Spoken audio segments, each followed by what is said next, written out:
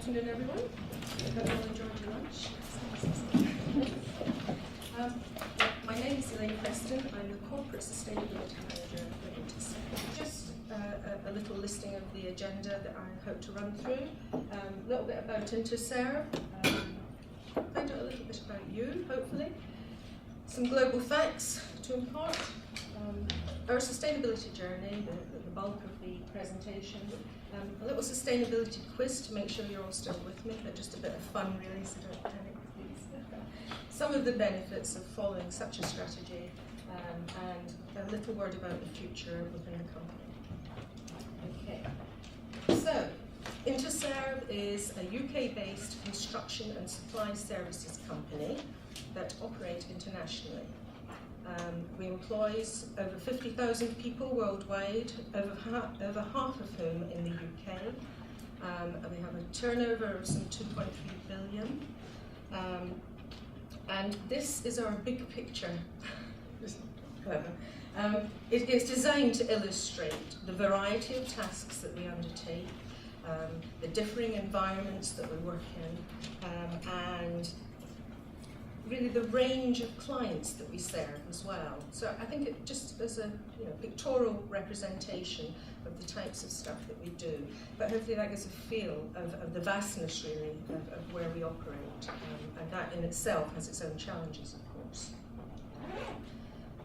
Now, about you. Can I ask how many of you, and I've heard some of the conversations today, are confident that you know what sustainability means? Quite a few hands and a few not so sure.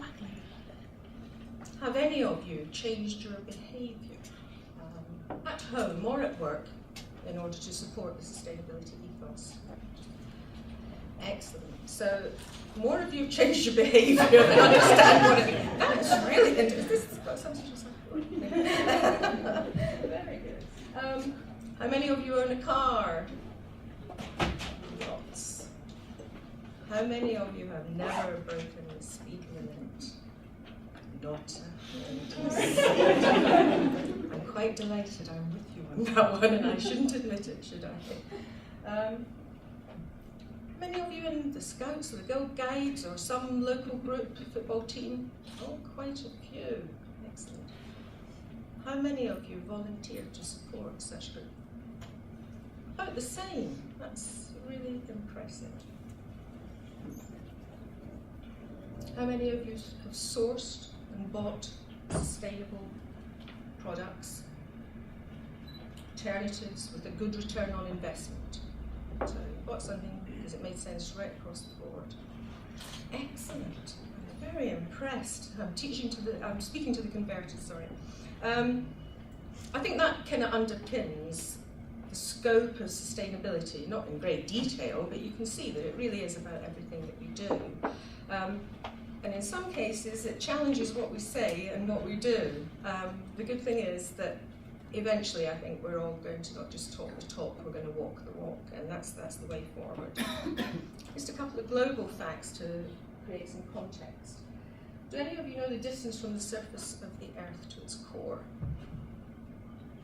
Oh, smarty. It's about 6,500 kilometres, so yeah. 4,000 miles.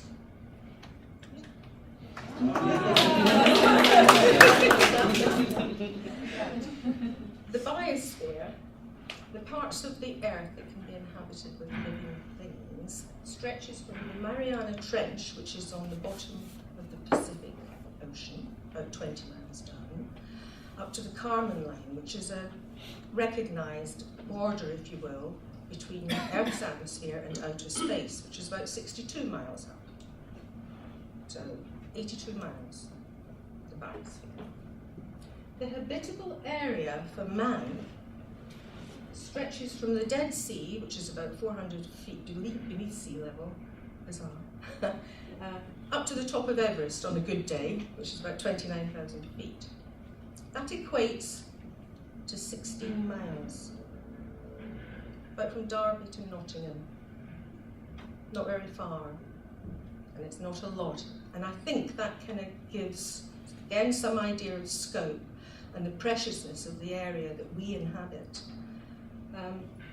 Now, whilst we have obviously, mankind, done our best to mess it up, particularly since the Industrial Revolution, I think things are boding well for the future, because there is a greater awareness of sustainability, the impact that it will have on us, our communities as individuals, and there are obviously moves afoot.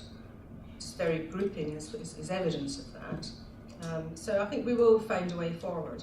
However, it's interesting to know that Britain throws away £20 billion worth of unused food every year. That's equal to 5 times of our spending on international aid, and could lift all of those people out of poverty. I think when you equate these facts, it starts making sense to people why we really need to do something. I think the money factor is important. I've heard a lot of you talk about environmental factors, but I think the money argument is a strong one and can actually help change behaviour, not just in terms of making it, but in terms of saving it and looking after yourselves. Dripping tap can lose up to 90 litres of water a day. When you think a person in a developing country survives on 10 litres a day for everything, again, to me, that puts it in perspective, and I think these facts actually create an area for consideration and for relationship to what we do as businesses. Now on to our journey. In the early days, we obviously did statutory reporting from the inception of the company, driven by legislation, shareholder requirements. That very much focused on the financial aspects, which you'll all be aware. We started talking about our environmental policy, our approach to health and safety, and charitable donations and engagement in the 90s and early 2000s in terms of our report. In 2003, we started attaching numbers to that, for example, our health and safety stats, accident statistics and the like. And, sorry, I've jumped one, haven't I? We created a CSR, Corporate Social Responsibility section in 2003. And in 2007, we then started looking at environmental management in a more holistic way. We had disparate areas of the business that operated environmental management systems, but it was not throughout the company. And in support services, which is the largest employer, that same activity was happening within business units, but perhaps one section of defence, for example, would have it, but not throughout the whole of the defence unit, or indeed the whole of support services. In 2007, we managed to achieve registration to 14,001 for the whole thing. That joined our quality standards and our OHSA 18,001 accreditation. And I think it was at that stage that we started fully engaging the employees, because we raised the standard at which we required people to work. Now, whilst that was a kick rather than a carrot, it still worked because it got people thinking about how they had to undertake tasks, what they had to do to meet the requirements. And that has continued to be very successful. All of our management systems are now integrated under PAS 99 and operate throughout all of our UK operations. We have no sooner managed to get to that stage in 2007 than our CEO set as a challenge. And he set up a series of work groups to look at different areas, one of which was sustainability. And we were given a 100-day mission to come up with an approach, which we did. We worked in the work group, but we went out to our customers and asked them what sustainable development meant to them. We looked at what we were currently doing, looked at what our peers were doing, and what we might want to do in the future. And from that, we defined sustainability for us as a company, which absolutely incorporated those 3 pillars, the social, economic, and environmental pillars. It wouldn't have got any further if we'd have just talked about environment, as we've touched on today. In a business environment, you have to consider all three elements and get a justified balance between the three. That's how you sustain the business, which is important, obviously. We started capturing our approach in our sustainability policy, the sustainability policy statement, and against that we attached 6 commitments. I won't go through them all, but you can see safe operations. We're looking at health and well-being there of our stakeholders, sustainable services, acting responsibly in our communities, developing the talent of our people, giving them every opportunity to progress. So that formed the basis of what we were going to do. What does C stand for? C? S-E-E. The social, economic and environmental elements in supporting them by being a responsible business, sorry. Okay. And that bringing added value to our clients is obviously very important to us because it's, it's a sales point, but it is also beneficial to the client and actually helps start spreading the word outside our own business as well. Renewables was our brand that we used. Now, we did recognise that renewable energy was already out in the marketplace, but we decided to use renewables as an acronym. And against each of those letters was an area of sustainability that we wanted to consider and address in our operations. We then produced our renewables wheel, and you can see against the wheel again that we're covering those 3 pillars. So the R for raw material use is all about sustainable procurement. We produced a sustainable development guide, and in there are all the hierarchies that you would invoke in order to follow the guidance that's in there. So sustainable procurement, solid and hazardous waste, the waste hierarchies in there, and B, which is my favourite, being covers all the social elements, the health and well-being of our own staff, the community engagement, the charitable works. All the usual culprits are there, of course, energy and emissions, water, adapting buildings for climate change, very recognisable in the business environment. The guide, of which we produced only limited copies, A5 size for obvious reasons, limited hard copies that was then going to be freely available on our own intranet, which is called Iris.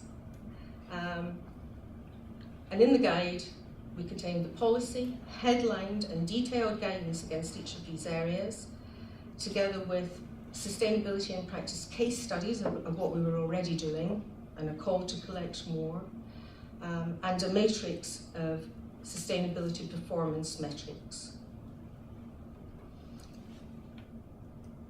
We then went for the launch on World Environment Day in 2008.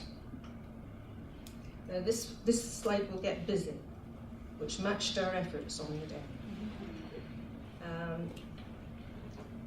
We celebrated World Environment Day and the UN Environmental Programme theme of CO2 kit for habit and working towards a green economy, a low carbon economy, sorry.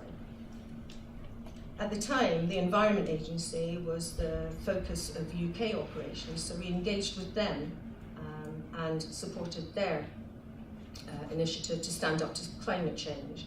They very kindly physically supported us on the day as well because they liked renewables, so they attended our main sites in person to help us launch. And at each main site, one of our managing directors gave a presentation to the staff. This is a picture of our main site in London, in Waterloo. As you can see, Captain Environment turned up to assist our MD. You probably can't see it very clearly, and that's no bad thing. He is wearing tights. Captain Environment, that is. There's my good self at our headquarters for our Equipment Services Wing, which is in Aldridge, and the managing director there. At each site we had displays on entrance to the sites for all the staff to see. and we peopled them with information. We had a looped presentation about renewables on show at the same time, and we had freebies, and guess what? We engaged every member of staff that came in because we gave away things, which is always a good thing to do.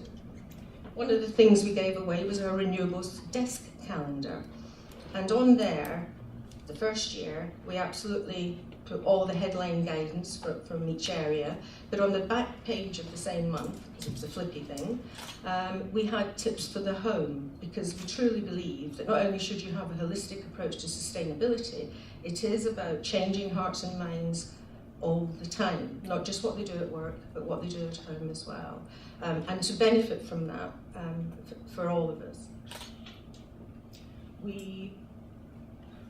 That's very small.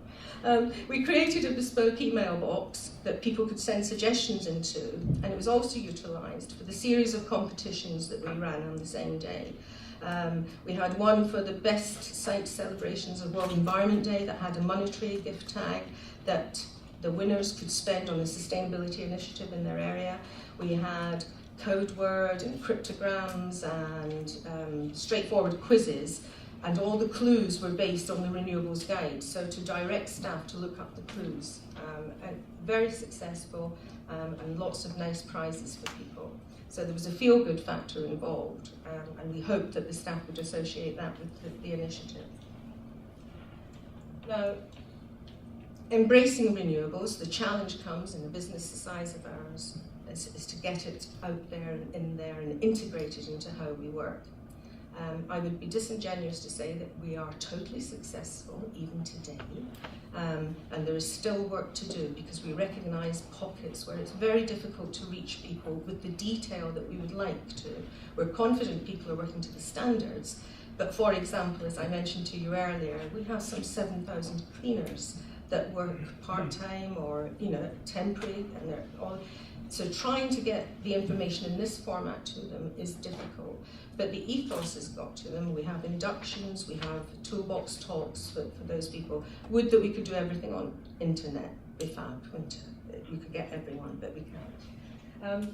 So the initiative is adopted throughout the whole company, from group level, right through all the businesses, some of which I've mentioned. Interestingly, each company, business within the company, still had the autonomy to incorporate it as they saw fit.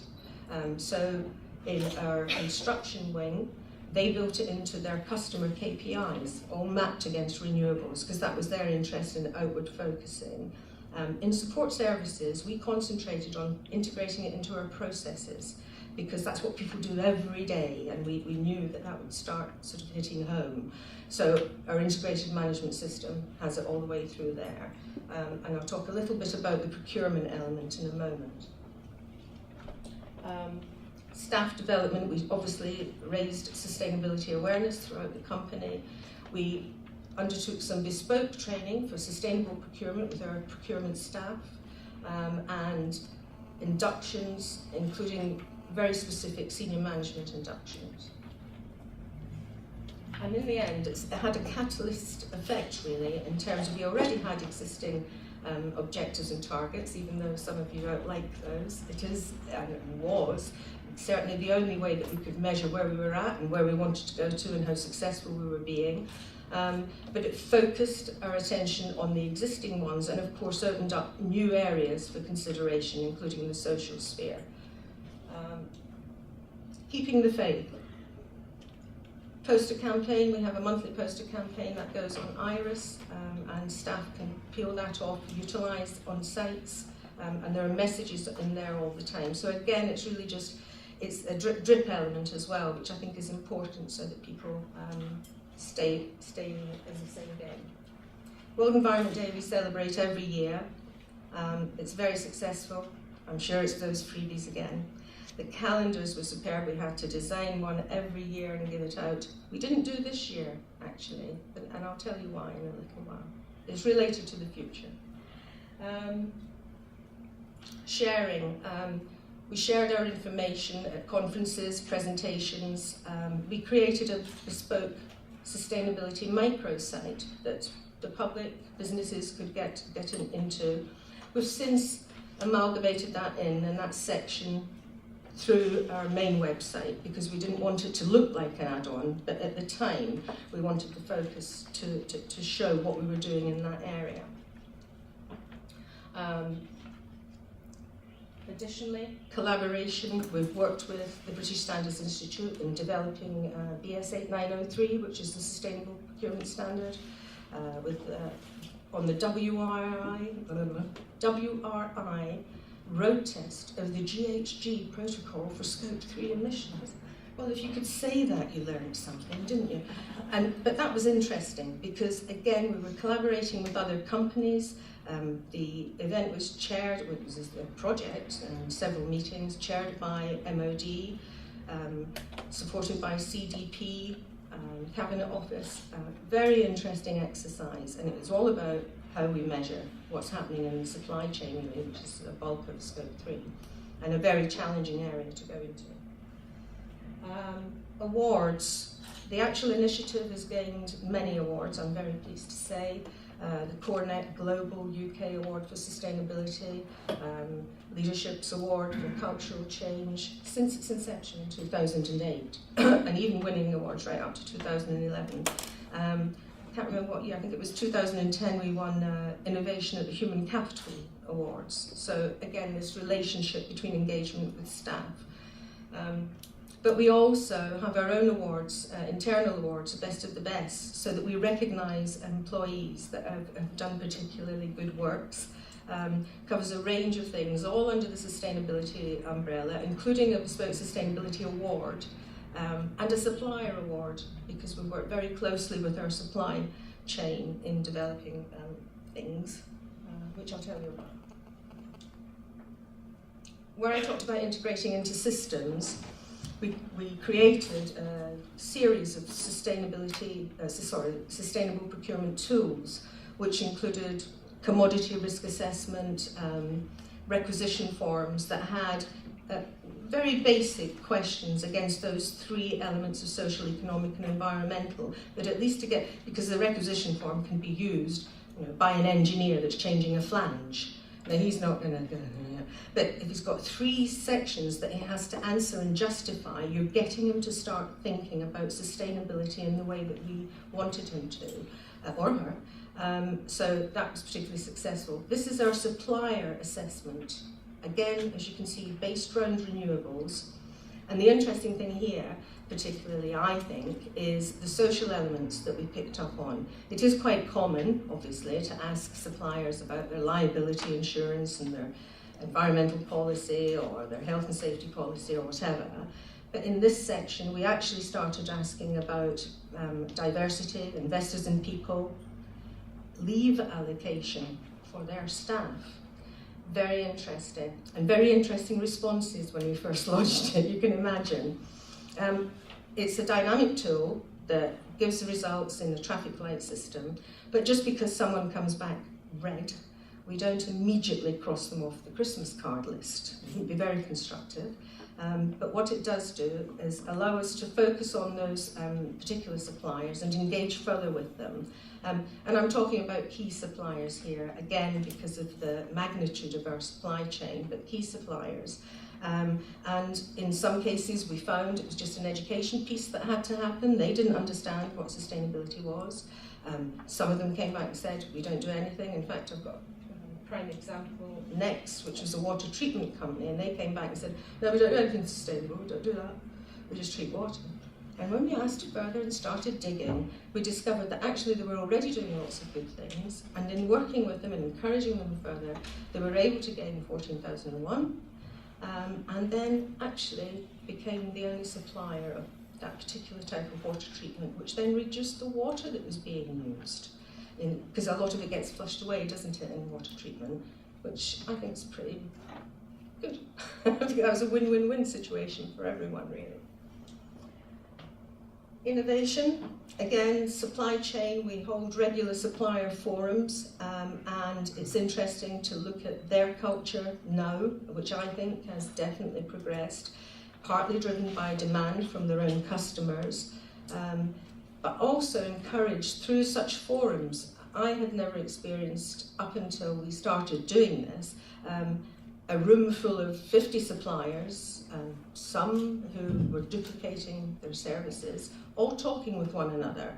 And our MD did the first presentation at the first forum we held, again to underpin the gravitas that we added to this, and that I think helped as well. I think any strategy, you absolutely definitely need buy-in of the CEOs and MDs, because that helps drive, in a business environment, the way you want to go. So, communication, crucial for the supply chain, but actually what tangibly comes out of that, and for us, was a sustainable product gate, which is, all the best innovation that you can get at any given time. Really quite exciting. And we even produced another thing we called Washroom in a Box, which if you chose elements, and that in itself was a dynamic tool, that you could choose elements, smart hand dryers and PIR doodahs and air fresheners that sanitized, and it measured the benefits that you would gain from those, and it was offered, as I say, as a washroom in a box. I could wax lyrical about toilets, I tell you. Quiz. Are you ready? Here we go.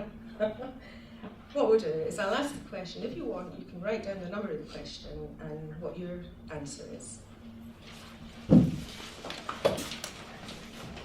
Okay, if you recycle one aluminium can, you can save enough energy to run a personal computer for A, 3 seconds, B, 3 minutes, C, 3 hours, D, 3 days. All forecast. What country leads the world in photovoltaic solar cell, that which turns sun into electricity production? Is it A, Japan, B, Sweden, or C, the United States?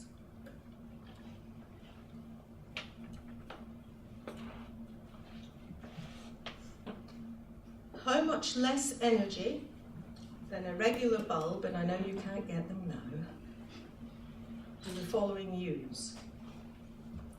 So it's compact fluorescents and LEDs. Is it A, 60% and 90%, B, 70% and 95%, C, 80% and 85%, or D, 90 and 95%.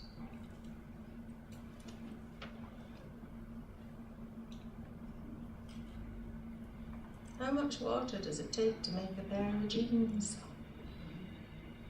Is it A, 800 litres, B, 80 litres, C, 80,000 litres, or D, 8,000 litres?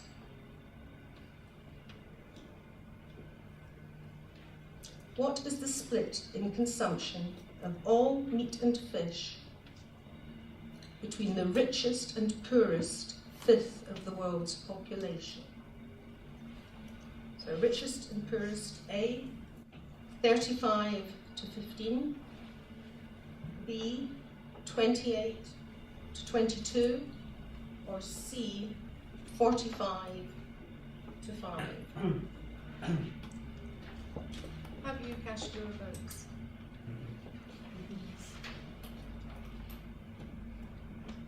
Okay. 1 is C. And I've got some facts written down because I can't remember, I'm very old. Recycling cans saves 95% of the energy that it takes to extract and make from new. Who knew? 36 million pounds worth of aluminium is ditched yearly.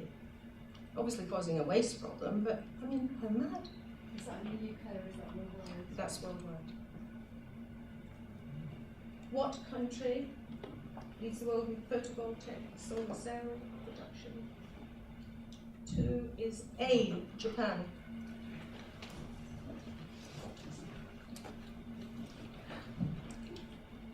Are we doing well? It's funny, isn't it? You would think you would have a feel for a lot of it. Electricity from renewable energy in the UK, in 2011 was just 9.4% reduction. Doesn't seem a lot, does it? But, are we? Oh. I better get a move on. The good news is the trend is upwards.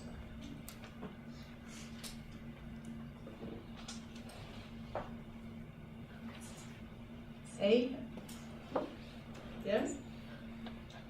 4 is D.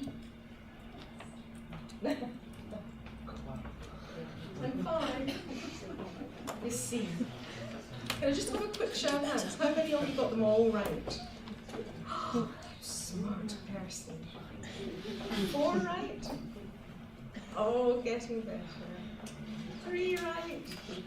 Oh, that's most of you. Well done. Yeah, I mean, this is interesting when you start looking at it. And very quickly, the benefits.